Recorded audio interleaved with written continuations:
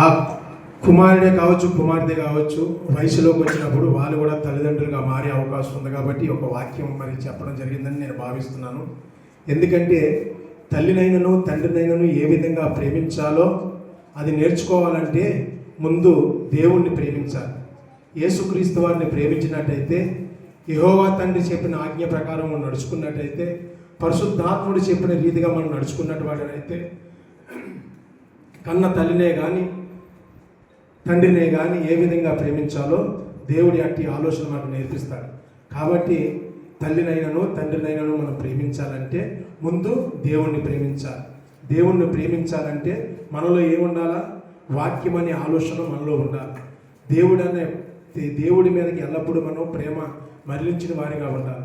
కాబట్టి దేవుణ్ణి ముందుగా మనం ప్రేమించినట్టయితే నీ తల్లిని ఏ విధంగా ప్రేమించాలో, నీ తండ్రిని ఏ విధంగా ప్రేమించాలో దేవుడి వాక్యమే మనకు నేర్పిస్తూ ఉంటుంది. నేను ఎందుకు ఈ మాట చెప్తున్నానంటే, దేవుడు ఎందుకు ఈ మాట చెప్పాడంటే, ఒకానొక సమయంలో ఒక సమయంలో చూసుకున్నట్టయితే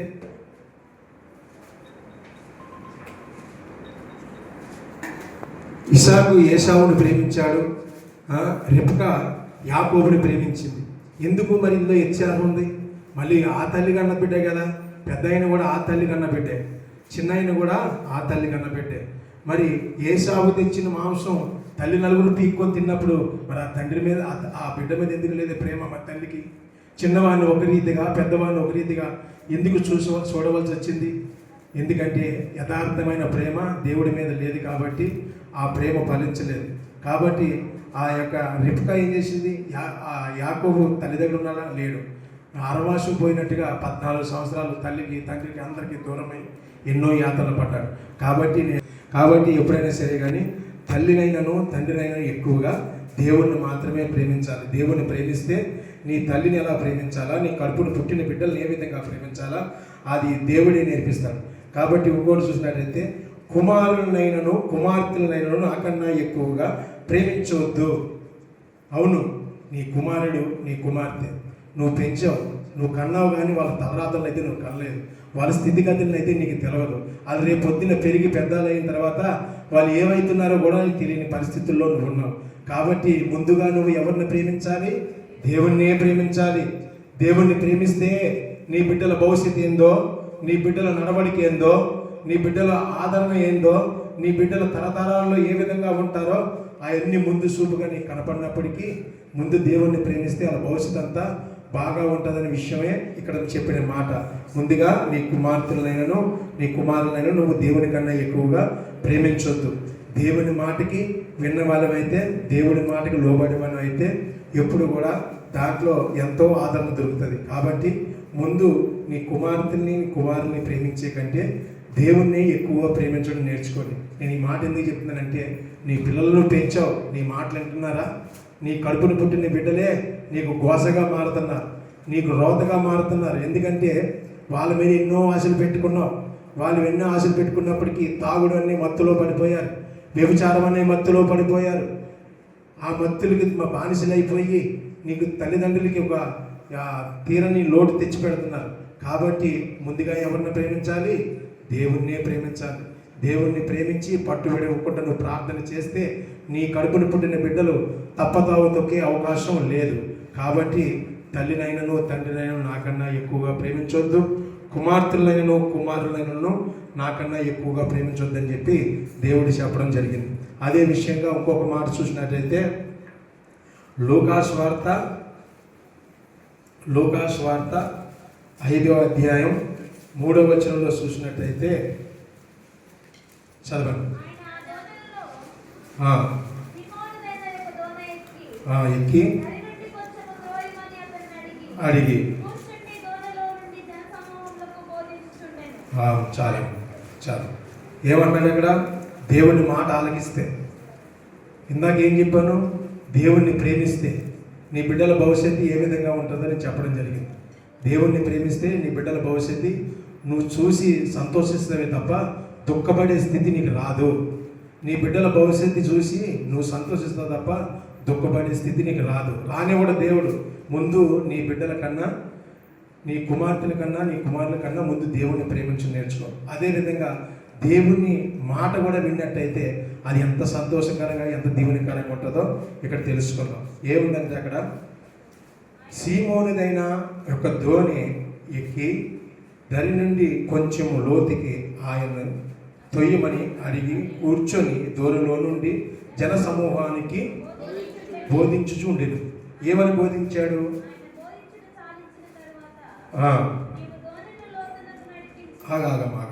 ఒక్క నిమిషం. ఏమన్నాడంటే అక్కడ కొద్దిగా లోపలికి తొయ్యమన్నాడు. తోసి జన సమూహం అంతా, ఎందుకంటే ఆయన మీద పడతా ఉంటే రాత్రంతా ప్రయాసపడినప్పటికీ ఒక్క చేప కూడా దొరకనప్పటికీ అయినప్పటికీ బాధ్యత ఎలాగంటే, సరే ఈ రోజంతా మనకి నష్టపోయాం, ఈ రోజంతా ప్రయాసపడ్డదంతా అర్థమైపోయింది, రేపు మరలా మనం మనం వేటకి వెళ్ళాలి కదా, వేటకి వెళ్ళి మళ్ళీ మనం వేటాడి రావాలంటే మన సామాగ్రి మంచిగా ఉండాలన్న ఒక బాధ్యతతో చిక్కుపడ్డ వలలని, ఆ వలలో చిక్కుకున్న పుల్లలే కావచ్చు, చెత్త చెదారమే కావచ్చు, శుభ్రం చేసుకుంటూ ఒడ్డును కూర్చొని ఉన్నారు. అయితే ఈ యేసుప్రభు వాక్యం చెబుతుంటే జనాలందరూ కలిసి పైపైన పడడం జరిగింది.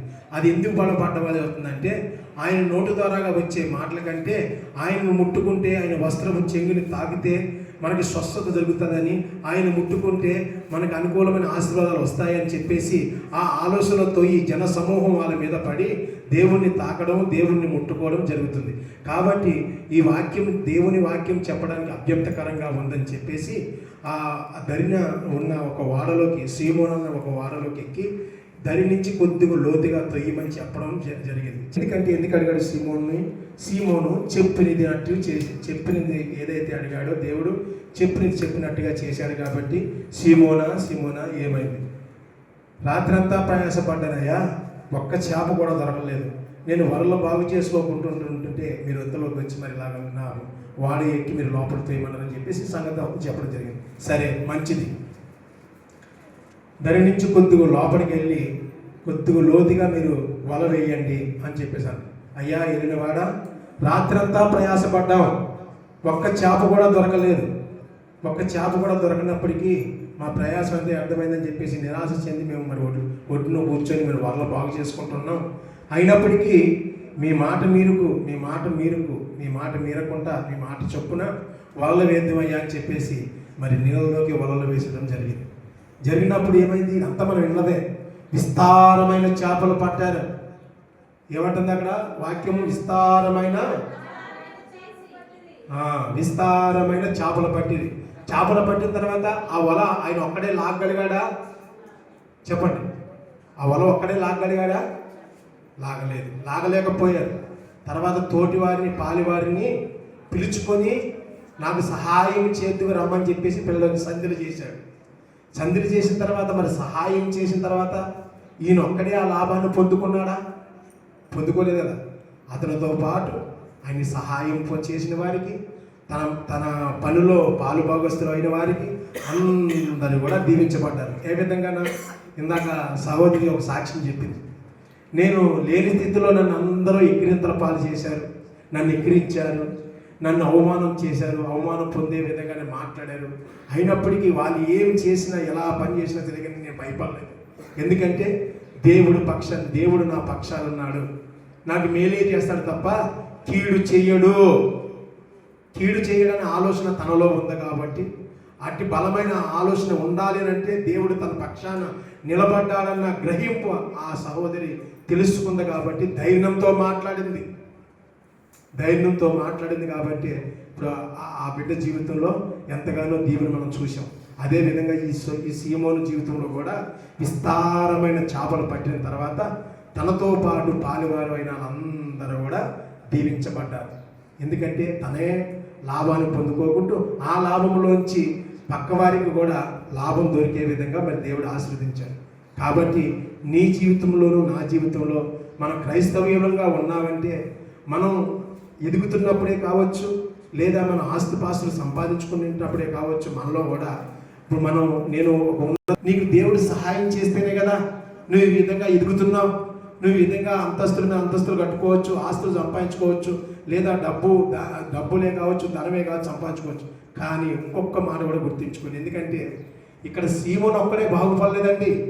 సీమోనికి సహాయం చేసిన వారు అందరూ కూడా లాభం పొందారు. కాబట్టి నువ్వొక్కడు బాగున్నావు, మంచిదే కాదంటే, దేవుడు దీవిస్తా ఉంటే నువ్వు ఎదుగుతా ఉన్నావు, మంచిదే, నేను కాదంటలేదు. కానీ నీ పక్కన వారిని కూడా నువ్వు జ్ఞాపకం చేసుకుంటూ ఉన్నారు. వారికి నీకు తోచిన కాడికి సహాయం చేస్తూ, మన సంఘస్థుల్లోనే కావచ్చు, లేదా బయట వాళ్ళే కావచ్చు, ఎవరికైనా సరే కానీ మనం సహాయపడే స్థితిలో మనం ఉండాలి. ఎందుకంటే దేవుడు మాట నువ్వు ఉన్నావు కాబట్టి, దేవుడు నీతో ఉన్నాడు కాబట్టి నువ్వు ఆశీర్వాదం పొందుకున్నావు. కాబట్టి దేవుడు చెప్పినట్టుగా మనం ఆలకిస్తే ఎంత ఆశీర్వాదం ఉంటుందన్నది ఇక్కడ సీమోన్ని ఒక ఆధారంగా తీసుకున్నట్టయితే మనం చూసాం. కాబట్టి నువ్వే కానీ నేనే కానీ దేవుని చెప్పు చేతుల్లో ఉంటే మనకు ఎప్పుడు కూడా క్రొదవన్నది ఉండదు. మనం అనుకోవచ్చు, దేవుడు ఏంటి ఇంకొప్పుడు దీవిస్తాడు, ఇంకొప్పుడు ఆశీర్వదిస్తాడు, నేను ఎప్పుడు కష్టం చేసుకుంటే పోవడమేనా, నేను ఎప్పుడు బాధపడుకుంటే పోవడమేనా అని మనం అనుకుంటాం. నేను చెప్తూనే వినండి, నీవు అనుకున్నప్పుడు దేవుడు నిన్ను హెచ్చించాడంటే ఆ హెచ్చింపు నీకు ఎంతో కాలం నిలబడదు.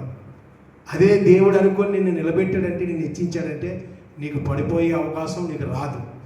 కాబట్టి మన జీవితంలో మనం ఎదగాలి. తోటి వారిని చూసి వాళ్ళకంటే నేను ఉన్నతమైన స్థితిలో లేను అనే ఆలోచన మాత్రం మనలో రావద్దు. ఎందుకంటే ఎప్పుడైనా సరే గుర్తుపెట్టుకోండి, నష్టం వచ్చినా ఏదొచ్చినా మాత్రం నమ్మిన దేవుణ్ణి మాత్రం విడిచిపెట్టద్దు. నమ్మిన దేవుణ్ణి విడిచిపెట్టినట్టయితే మన పతనావస్థకు పడిపోయే అవకాశం ఉంది. కాబట్టి నేను ఎందుకు చెప్తున్నా అంటే సమయం లేదు కాబట్టి, ఇప్పుడు దాకా చెప్పిన ఈ కొన్ని మాటలు దేవుడు దీవించి మన విడుదలలో ఫలభరితంగా మార్చునుగాక.